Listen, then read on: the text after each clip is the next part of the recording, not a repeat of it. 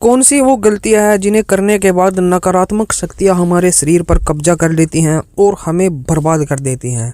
हम खुद ही ऐसी गलतियां करते हैं, खुद ही हम ऐसे काम करते हैं जिनके कारण प्रेत या तो हमारे अंदर आ जाएंगे या फिर हमारे घर के अंदर आसानी के साथ आ जाते हैं।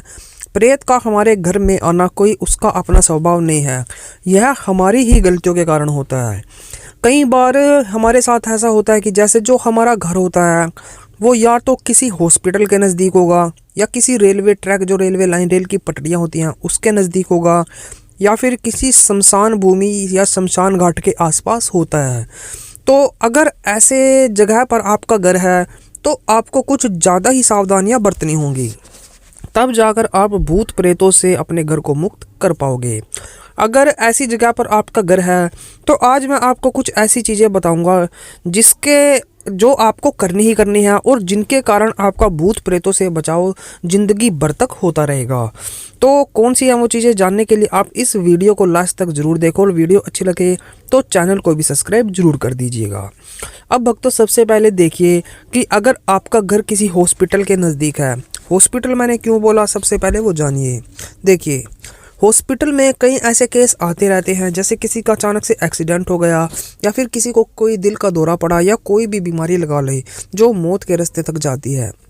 अगर हॉस्पिटल में ऐसे केस आते रहते हैं तो कई हॉस्पिटल होते हैं जिनमें बचा भी लिया जाता है। ये तो देखो भगवान के हाथ में होता है, कई केस बच जाते हैं लेकिन कई भगवान को प्राप्त हो जाते हैं, यानी उनकी मौत हो जाती है। तो जिनकी मौत हो जाती है, जो अकाल मृत्यु होते हैं, जैसे एक्सीडेंट वाले लगभग केस होते हैं, वो अकाल मृत्यु को ही प्राप्त होते हैं। तो उनकी जो प्रेत आत्माएं होती हैं वो हॉस्पिटलों में भटकती रहती हैं, क्योंकि जिस जगह पर जिस आदमी की मौत होती है आत्मा उसकी वहीं से उठेगी, वहीं आत्मा की जड़ होती है और वहीं से उठना वो स्टार्ट करती है। तो हॉस्पिटल के नज़दीक अगर आपका घर है तो हॉस्पिटल में तो आए दिन ऐसे केस आते रहते हैं, आए दिन वहाँ पर अकाल मृत्यु होती रहती है। तो जाहिर सी बात है कि आत्माएं आसपास के घरों के पास तो ज़रूर जाएंगी ही जाएंगी। जब आत्मा वहाँ से उठकर आपके घर में के पास आएगी, आपके घर में आने की कोशिश करेगी, तो कोई भी शक्ति हो वो आपके घर के बाहर खड़े होकर 3 बार आवाज़ लगाती है। अगर 3 बार में आप बोल गए तो ठीक है, वो आपके घर के अंदर चली जाएगी। अगर आपने कोई उसको जवाब नहीं दिया तो वो दरवाजे से ही वापस उलट जाती है, ऐसा होता है। तो अगर आपका घर हॉस्पिटल के नज़दीक है, सबसे पहले आपको इस बात का ध्यान रखना है कि नकारात्मक शक्तियाँ आपके इर्द गिर्द 24 घंटे घूम रही हैं। सबसे पहले तो इस बात का ध्यान रख ले। दूसरा, अगर हॉस्पिटल के नज़दीक आपका घर है तो आप भक्ति जितनी ज़्यादा से ज़्यादा हो सके उतना करें। भक्ति जितनी ज़्यादा होगी उतनी ज़्यादा आपके घर के अंदर पॉजिटिव एनर्जी आती है। तीसरा, अगर हॉस्पिटल के नज़दीक घर है तो आप पंचमुखी हनुमान जी की एक फ़ोटो लेकर आएँ जो सिर की हो, मतलब कंधे से ऊपर का हिस्सा जिसमें दिखाई दे रहा हो। उस फोटो को आपने घर की मेन चौखट पर लगा देना है और हाथ जोड़कर हनुमान जी को बोलना है कि कोई भी नेगेटिव एनर्जी हमारे घर के अंदर ना आने पाए। अब आपकी जिम्मेवारी है, हम आपके ऊपर अपने घर बार को सौंप देते हैं। तो ऐसा अगर आपने लगा दिया तो फिर उसके बाद तो ज़िंदगी भर भी, जितने दिन तक आपकी चौखट पर वो फ़ोटो लगी रहेगी उतने दिन तक आपके घर में हनुमान जी का पहरा होगा और चौखट पर ही उनका पहरा होगा। तो जो भी कोई नेगेटिव एनर्जी आपके घर में आएगी, अंदर घुसने का प्रयास करेगी, तो चौखट से ही हनुमान जी उसको बाहर निकाल देंगे। ये काम आपको ज़रूर करना है।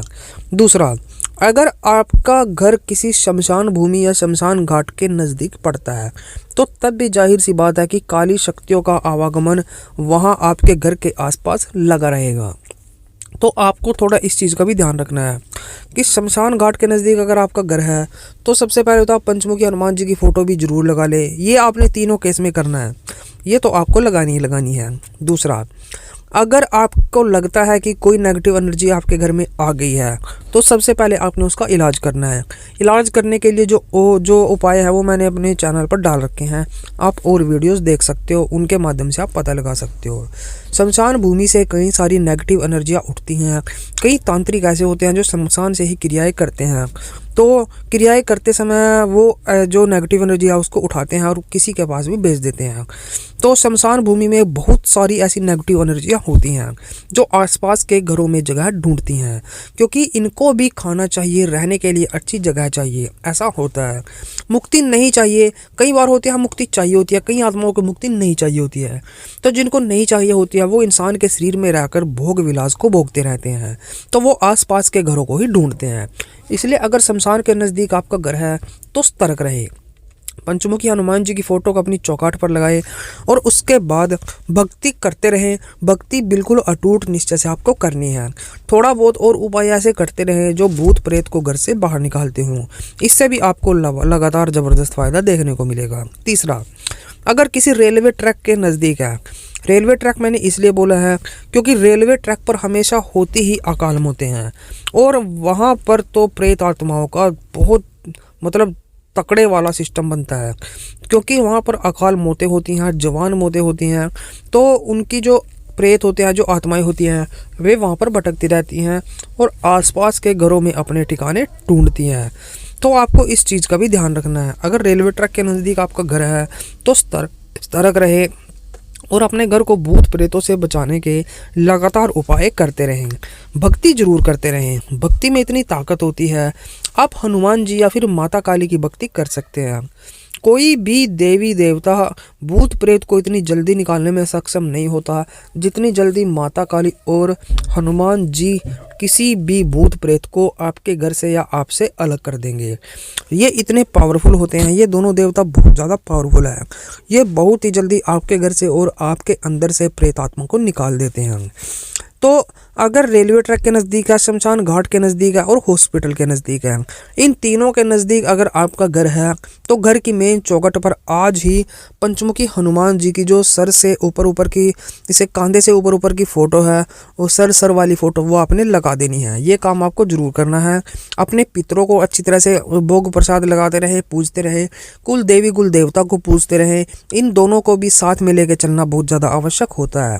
अगर आपके पितर और आपके कुल देवी कुल देवता मजबूत होंगे तो तब भी प्रेत आत्माएं आपके घर के अंदर एंट्री नहीं कर सकती, क्योंकि हमारे पितरों का और हमारी कुल देवी का जो मेन स्थान होता है वो भी हमारी घर की चौखट पर होता है। और पितर कमज़ोर होंगे तभी कोई नेगेटिव एनर्जी घर में आती है। अगर पितर मजबूत हैं तो किसी की हिम्मत नहीं होती कि कोई नेगेटिव एनर्जी आपके घर में आ जाए। ये जो चीज़ें मैंने आपको बताई हैं, इन चीज़ों को मजबूत करके रहे, मजबूत करके अगर चलोगे तो तब कोई भी नेगेटिव एनर्जी आपके घर में नहीं आ सकती, मैं गारंटी के साथ कहता हूँ। तो भक्तों, अगर आपको हमारी यह वीडियो अच्छी लगी हो तो वीडियो को लाइक कर दें और हमारे चैनल को अभी से सब्सक्राइब कर दें। और भी अच्छी वीडियोस के लिए आप ऐसे ही हमारे साथ बने रहें।